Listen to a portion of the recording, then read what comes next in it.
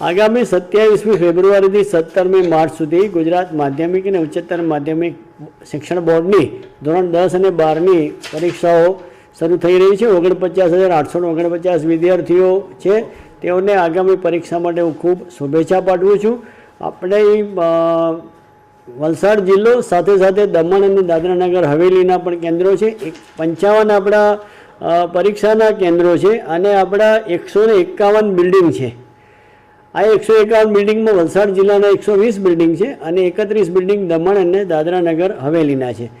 પરીક્ષા માટેની તમામ વ્યવસ્થા ગોઠવાઈ ગઈ છે। પોલીસ બંદોબસ્ત, જરૂરી જાહેરનામા, સ્ટાફની તાલીમ, સ્ટાફની વ્યવસ્થા, સીસીટીવી કેમેરા, એ તમામ વ્યવસ્થા ગોઠવાઈ ગઈ છે।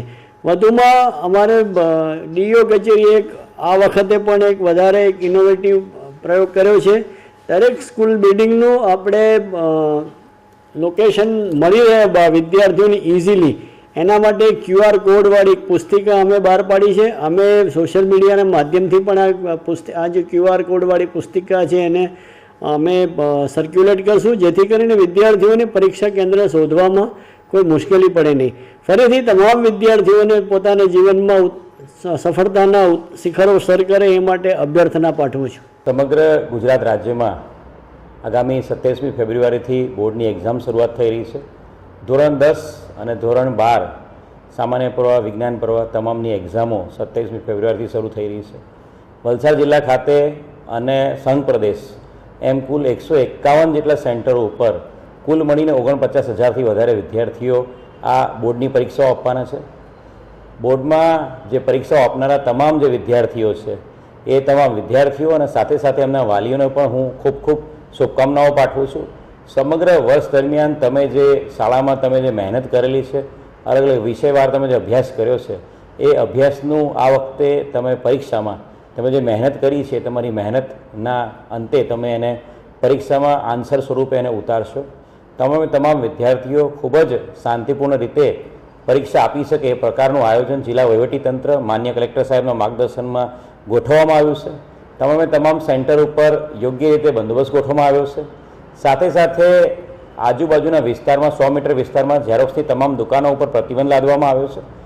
આ ઉપરાંત વલસાડ જિલ્લા પોલીસ, વલસાડ જિલ્લા વહીવટીતંત્ર દ્વારા સોશિયલ મીડિયાના માધ્યમથી તમામ વિદ્યાર્થીઓને કઈ વસ્તુઓ શાળામાં સેન્ટરમાં લઈ જવા પાત્ર છે અને કઈ વસ્તુ લઈ જવા પર પ્રતિબંધ છે એની પણ વિગતવારની માહિતી આપી દેવામાં આવી છે। વિસ્તારમાં સમગ્ર વલસાડ જિલ્લામાં કોઈપણ વિદ્યાર્થીને જો કોઈપણ જગ્યાએથી જે સેન્ટર છે એક્ઝામનું એમાં જવામાં અગવડ પડે તો વલસાડ જિલ્લા પોલીસ તરફથી 100 નંબર પર ફોન કરીને સેન્ટર પર પહોંચાડવાની વ્યવસ્થા પણ કરવામાં આવી છે। હું તમામ વિદ્યાર્થીઓને અને વાલીઓને નમ્ર અપીલ કરીશ કે કોઈપણ સંજોગોમાં આપનો દીકરો કે દીકરી જો શાળાએ સેન્ટર પર જતી વખતે જો મોડું થાય અને કોઈ સંજોગોમાં આપની બસ ચૂકી જાય કે કંઈ ચૂકી જાય તો તાત્કાલિક 100 નંબર પર ફોન કરો। અમારી પોલીસનું વ્હીકલ આપને સેન્ટર સુધી પહોંચાડવા માટે પ્રયત્નશીલ રહેશે અને આપને મેક શ્યોર કરશે કે આપ આપની પરીક્ષા ચૂકી જાઓ નહીં। ફરી વખત સમગ્ર વલસાડ જિલ્લામાં બોર્ડની પરીક્ષા આપનારા તમામ વિદ્યાર્થીઓને હું ખૂબ ખૂબ શુભકામનાઓ પાઠવું છું। આ બોર્ડની પરીક્ષા આપ્યા બાદ આપનું આગળનું ભવિષ્ય, ગ્રેજ્યુએશન તરફ જે ભવિષ્ય છે નક્કી કરી શકશો।